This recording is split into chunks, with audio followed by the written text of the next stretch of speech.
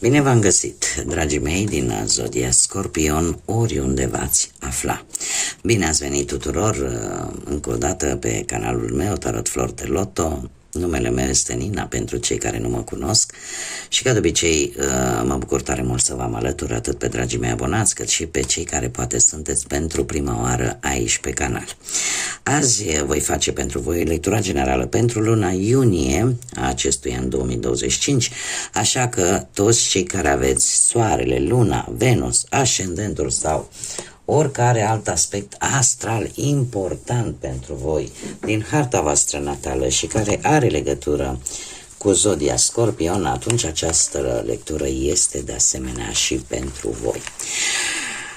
Dragii mei, ca de fiecare dată, vă readuc aminte că voi sunteți cei care vă construiți viitorul.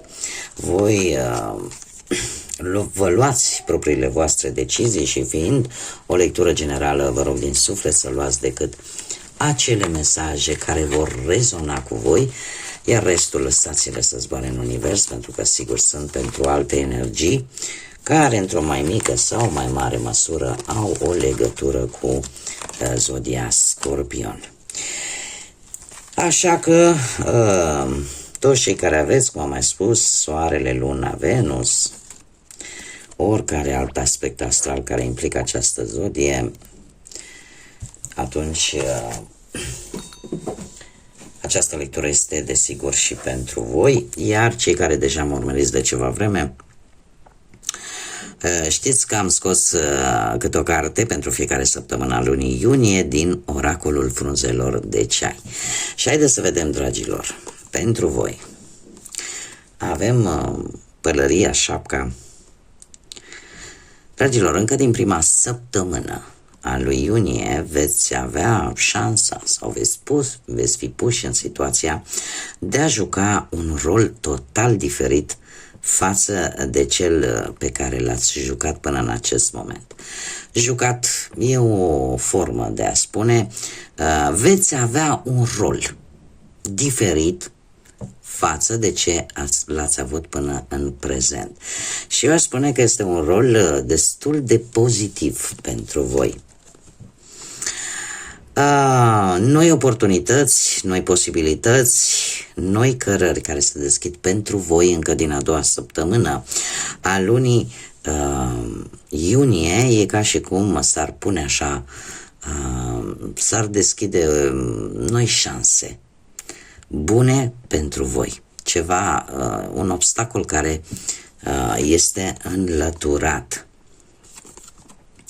Avem de asemenea și un plan, din păcate, în săptămâna a treia, un plan care totuși se va împotmoli un pic, vor apărea mici întârzieri posibil sau un obstacol, sau pur și simplu vă veți da seama că planul respectiv cumva nu prea are așa mari șanse de reușită.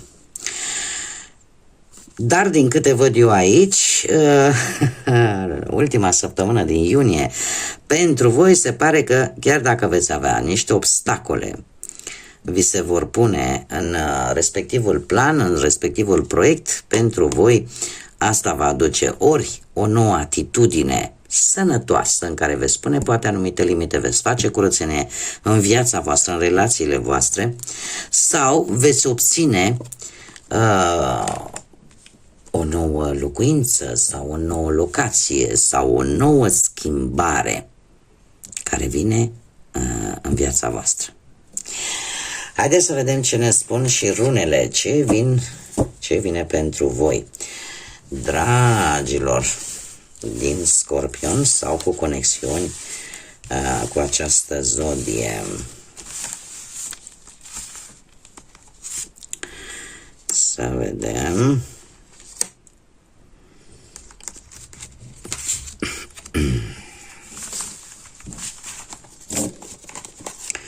Să vedem despre ce situație ne vorbește sau ne vorbesc runele. Ia să vedem ce avem noi aici.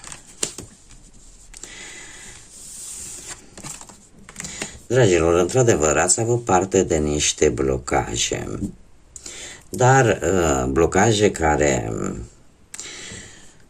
această rună Kenaz, nu știu, ceva a ieșit cumva. Ceva a ieșit la lumină și asta, toate aceste blocaje te-a făcut ori să renunți, ori să rupi ceva, ori pur și simplu să-ți dai seama că să-ți dai seama mai clar de anumite lucruri. Tocmai aceste blocaje, paradoxal, ceea ce pe unii îi dărâmă, pe voi de fapt vă luminează. Este într-adevăr un paradox. Prezentul vine cu runa Isa, care ne vorbește de asemenea de o pauză, de o stagnare. Sunteți în modul ăla, ca să zic așa, de repaus, de, știi, vreau să stau liniștit, ești cumva în modul ăla de reîncărcare, în care aparent stagnezi, dar de fapt, sau aparent cumva intuiția ta, armele tale secrete cumva sunt un pic blocate, dar nu pentru că le-ai pierdut, mare atenție, este ceva pe care tu ai decis să o faci.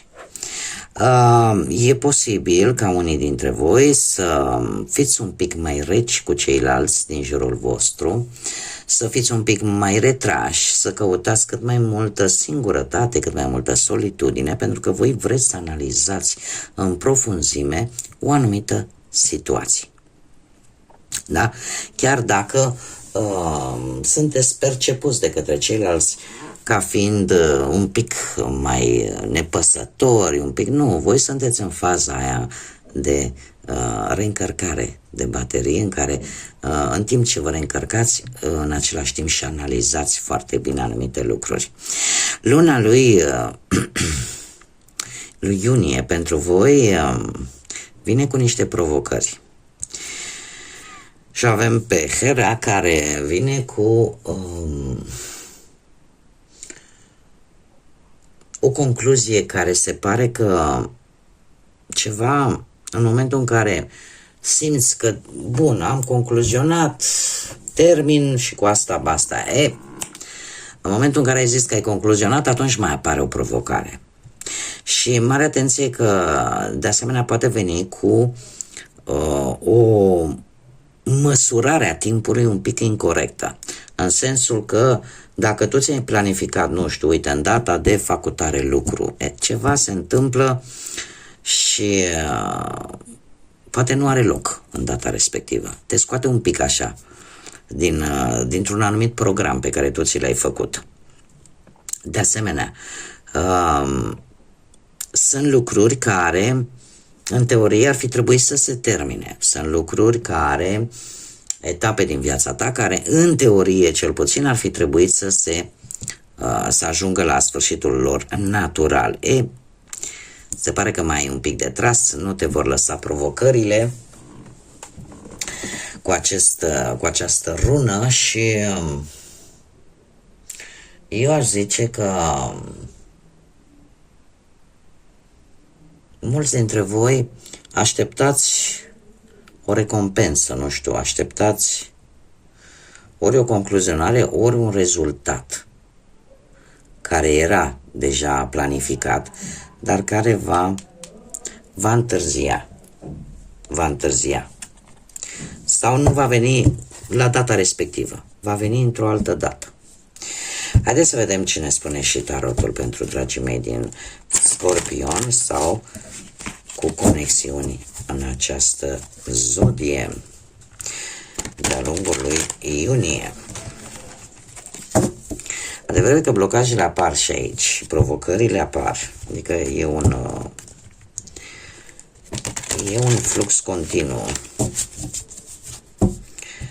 N-are cum să fie ușor pentru voi, dragilor. Nimic nu este ușor pentru voi. Bun, haideți să începem cu partea profesională. Partea profesională pentru voi, dragilor, da. vine cu posibil o schimbare pozitivă necesară de care voi ați avut parte cu ceva timp în urmă.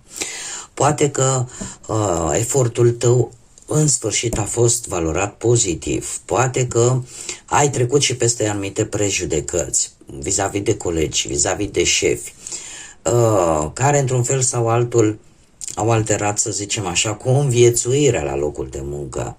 Sau a apărut o șansă destul de pozitivă relaționată cu un job. În prezent, cu acest patru de monede, e posibil ca în acest moment să ai un job stabil sau să ai o situație destul de stabilă din punctul ăsta de vedere profesional, chiar dacă, mare atenție, vouă nu vă place prea tare.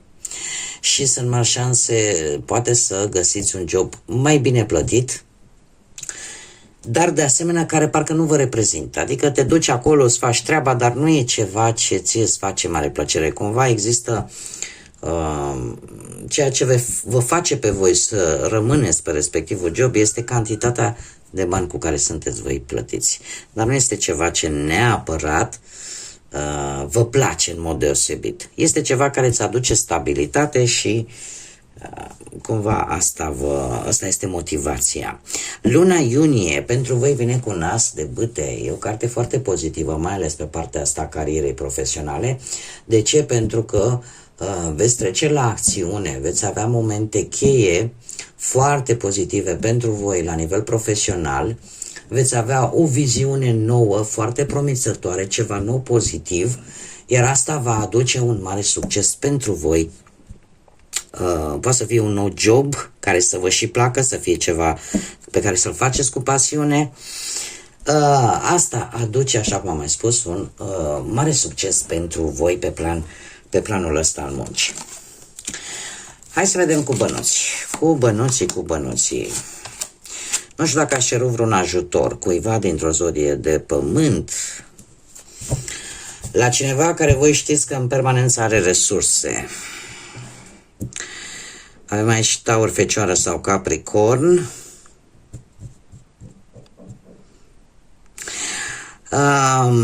Această regină de monede pe partea banilor îmi spune că la voi banii au început să... Deci dacă ați avut nevoie de o anumită sumă de bani sau să rezolvați o anumită situație financiară, e posibil să vă fie ajutat cineva care are mereu resurse puse la păstrare așa, poate să fie cineva din familie, o mamă, vreo mătușă.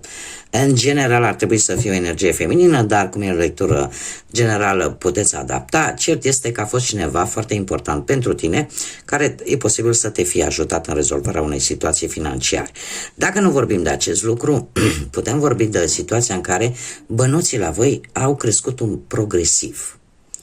Da? Au crescut progresiv și voi chiar v-ați propus să vă puneți niște bănuți deoparte așa pentru zile negre. Prezentul vine cu acest as de spade. Dragilor, vine cu o mică atenționare. Acest as de spade, ori vedeți cu mai multă claritate și lucrul ăsta vă ajută, că vedeți cu mai multă claritate, o anumită situație financiară vă poate ajuta să descoperiți poate un adevăr, să faceți ceea ce este corect sau să abordați un nou proiect important pentru voi la nivel personal. Cu ce mai poate veni acest as de spade? Pentru unii dintre voi vine și cu o avertizare de a nu da bani împrumut. De ce? Pentru că e puțin probabil să-i puteți recupera sau să nu faceți cheltuieli mari. Să nu faceți cheltuieli mari și luna iunie pentru voi, dragilor, cu acest 9 de cupe vine cu foarte multă energie pozitivă și nu numai pe partea banilor. Aș spune că cam pe toate aspectele vieții, dar în special pe partea banilor. Cumva parcă problemele încet se îndepărtează și e posibil. Mare atenție, știu că nu prea dă norocul peste voi, dar e posibil să aveți parte și de o lovitură de noroc. Aba nu vă apucați să băgați banii la mașinuțe, să nu vă apucați, că îți bagi un bilet la loto, nu se întâmplă nimic, dar e posibil ori lucrul acesta, ori să recuperați niște bănuți care până la un moment dat păreau poate imposibil de recuperat. Sau pur și simplu să ai parte de un câștig spontan, un câștig total neașteptat, care pe voi să vă ajute să rezolvați o anumită problemă cu care voi vă confruntați poate chiar și în acest moment. Haideți să vedem viața sentimentală. Da, ați trecut prin furtuni mari, mai ales cei care sunteți într-o relație. Viața voastră sentimentală a avut parte, într-un trecut, nu foarte îndepărtat, de un turn. A avut parte de anumite situații complicate, de poate implicarea unor membri din familie care să fie adus anumite tensiuni în relația voastră, sau poate pur și simplu relația voastră avea o problemă, se confrunta cu ceva care nu prea era corect poate, sau era stricat, ca să zic așa, ceva aici nu funcționa. Ceva aici nu avea o bază sănătoasă. Și ați avut parte de acest turn care desigur a adus suferință, poate pentru unii dintre voi a adus dezamăgire, a adus cele mai negative simțăminte. În prezent, dragilor, avem un cavaler de bâte, nu știu dacă zodiile și încă o regină de bâte, zodiile de foc, să vă spună ceva, Berbec, Leu, Săgetător, poate să fie zodii ale partenerilor voștri. Dar acest cavaler de bâte se pare că în prezent vine cu o energie destul de greu de combătut, cineva care nu renunță, cineva care e posibil să facă o schimbare ori de job, ori de locuință, un pic forțat de situația creată. Și e posibil, de asemenea, să fie nevoie de un compromis. Dar un compromis pe care trebuie să-l faceți amândoi. E nevoie de sinceritate, e nevoie de anumite lucruri cu care să cădeți de acord amândoi. Și lucrul ăsta parcă se studiază în prezent. De asemenea, apare posibilitatea ca cineva foarte tânăr să aibă un rol important. Poate să fie un copil, nu știu, cineva foarte tânăr, în speță ar putea fi din familie sau nu. Luna iunie pentru voi vine cu această regină de bâte. Această regină de bâte, eu aș spune că fiecare va pune câte ceva în relație în luna iunie. Și, cum am mai spus, e posibil ca un copil să întărească relația și mai mult, sau, probabil, o energie. Hai să vedem. O energie care, din câte văd eu aici, este destul de benefică. Este destul de benefică. Eu aș zice că ce vă leagă pe voi cel mai mult este atracția fizică, pasiunea dintre voi. Mai trebuie să vă spun un lucru.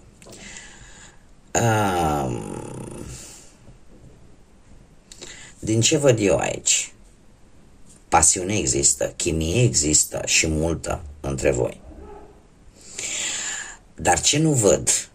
Nu văd emoții, nu văd sentimente. Într-adevăr, dacă ați avut ceva probleme, lucrurile și de-a lungul lui iunie cumva se vor regla într-un anumit fel. De ce? Pentru că există această atracție dintre voi pe care nu o puteți ignora. Dar trebuie să vă spun că nu va dura foarte mult, din păcate. Adică trebuie ceva mai mult decât atât. Sau voi aveți nevoie de ceva mai mult.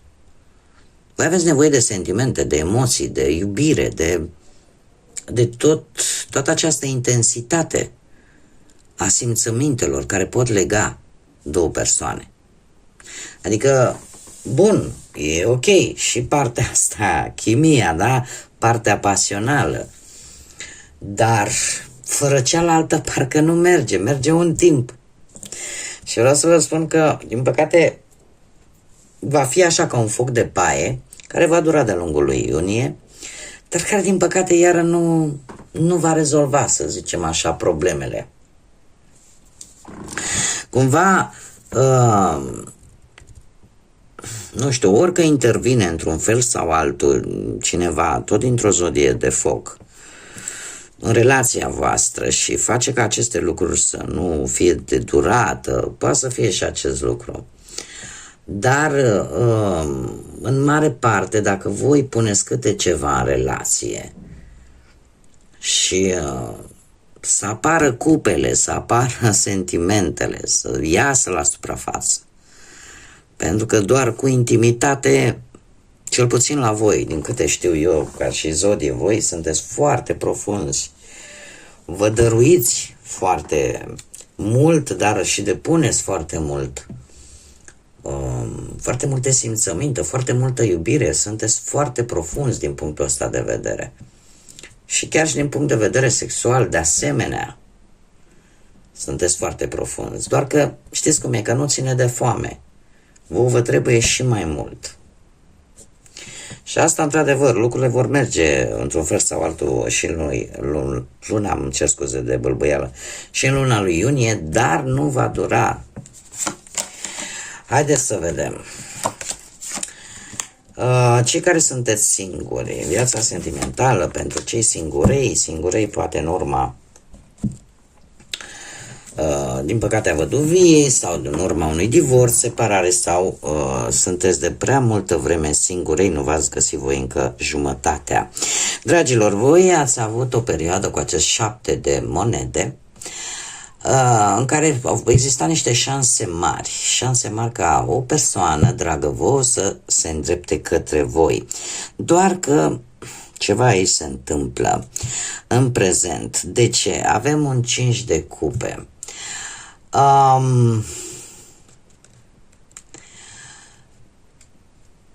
Voi încă aveți anumite răni nevindecate din trecutul vostru. Sau ceva s-a întâmplat și această persoană, pur și simplu, nu a intrat în viața voastră. Ceva s-a întâmplat. Sunteți, unii dintre voi sunteți într-o stare de tristețe, sunteți într-o stare în care simțiți că ați pierdut foarte mult, fără să vă dați seama că totuși nu ați pierdut tot.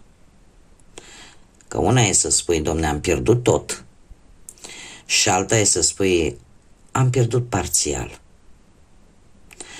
Și să ignori de fapt că sunt lucruri care încă există, încă sunt acolo. Sunteți destul de necăjiți, destul de triști și parcă nu mai vedeți nicio șansă, nicio oportunitate viabilă pe plan sentimental care să vină în viața voastră. Nu mai vedeți nicio luminiță, sunteți așa într-o stare letargică, aș spune. Luna iunie vine cu acest paj de spade. În general, pajii ne vorbesc de vești. Și e posibil să aveți o nouă comunicare. O nouă comunicare care vă va face să fiți un pic nerăbdători. Acum trebuie să vă spun un lucru. E posibil să aflați un secret prin intermediul unor bârfe, unor șușoteli. Dar asta ar fi o variantă. Pajul ăsta de spade mi vorbește de un nou început. Un nou început, dar în care voi va trebui să aveți un pic de răbdare, pentru că există un anumit timp divin unde totul va veni către tine. Deci trebuie să ai răbdare, pentru că totul se întâmplă atunci când trebuie. Nu-ți pierde răbdarea, iar vis-a-vis de acele secrete pe care e posibil unii dintre voi să le aflați, cum de asemenea mare grijă să nu dezvăluiți voi anumite secrete unei alte persoane, pentru că nu va da înapoi să le spună altora și atunci secretele tale să nu mai fie în siguranță. Și la asta trebuie să aveți un pic de grijă. Doar că ce mă miră pe mine aici, voi ați pierdut ceva. Ceva drag sufletului vostru.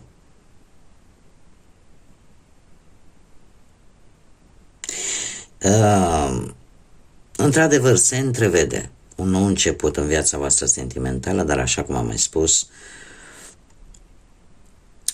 trebuie să aveți un pic de răbdare. Pentru că indiferent cât de mult v-ați grăbi voi, e ca și cum ți-ar spune divinitatea, universul, nu te grăbi. Vindecă mai întâi ce ai de vindecat. Cam așa. Haideți să vedem ce mesaj sau ce situație necunoscută, importantă pentru voi, dragilor din Scorpion, vine în această lună iunie. Și avem ochiul întunericului. Fii în alertă în întunericul nopții, pentru că vei descoperi adevăruri ascunse. Exact ce vă spuneam vis-a-vis de anumite secrete. Este atât de simplu. Asta înseamnă că luna lui iunie ar trebui să fiți mult mai atenți exact la lucrurile care nu ies în evidență. Pentru că ele vă vor dezvălui lucruri care probabil că sunt importante pentru voi. Haideți să vedem ce ne spune înțelepciunea naturii, ce mesaj are pentru voi, dragii mei din Scorpion. Opa! Forță și curaj. Și avem ursul, care ce ne spune? Ne spune așa: este în acest moment trebuie să-ți arăți curajul și determinarea.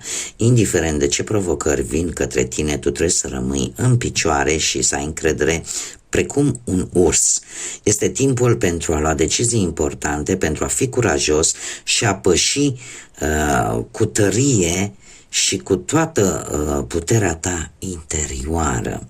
Este de fapt un îndemn de a nu te lăsa, de a-ți folosi curajul, da? Pe care îl poate avea un urs. Da? Ursul, cât este el de aparent de blând, da? Pentru că când îl vedem așa ne dă o stare de că este jucăuș, că... dar ați văzut când se înfurie, da? Când se înfurie deja se transformă. Vouă în această perioadă a lunii iunie se pare că este un moment tare bun să vă arătați de fapt cât sunteți de curajoși și cât sunteți determinați în ceea ce voi vreți să obțineți. Indiferent că veți avea de întâmpinat obstacole, provocări, voi trebuie să rămâneți în picioare și să aveți încredere în voi că puteți, pentru că ursul, după cum bine am văzut, se impune. Nici nu e nevoie să apuce să dea colaba, numai prin simpla lui prezență te pune la punct. Cam aici este situația. Dar aici apare determinarea voastră, curajul vostru. Da? Pentru că voi puteți.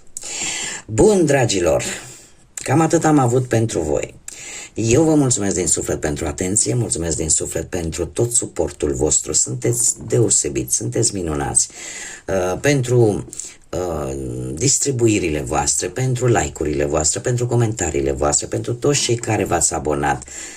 Mulțumesc din suflet tuturor și eu vă doresc ca această lună iunie, cu acest Saturn în berbec, care tocmai a intrat de puțin timp, să vină cu acele lecții învățate, să nu le mai repetați, în așa fel încât următoarea perioadă pentru voi să fie una pozitivă, cu îmbunătățiri și cu reușite. Și asta pe o lungă perioadă de timp. Fiți curajoși, fiți determinați și rămâneți în picioare. Pentru că puteți. Până data viitoare, când ne vom reîntâlni la o nouă lectură, eu vă mulțumesc din suflet pentru tot și să aveți parte de multă energie pozitivă și de multe lucruri bune. Și desigur, să fiți iubiți, dragilor!